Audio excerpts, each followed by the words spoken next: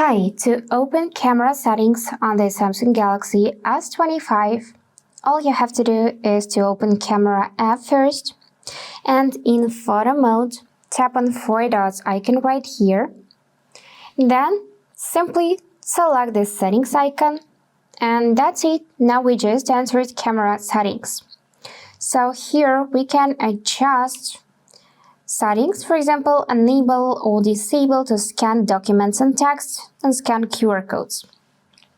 And if you do it from the video mode, so tap on 4 dots and tap settings icon, then you should see some adjustments for videos, such as video stabilization, for example, advanced video options, and so on.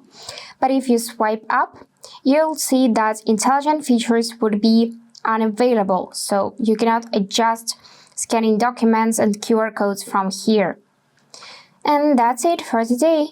If you found this video helpful, please subscribe, like, and comment. And I wish you all the best. Bye bye.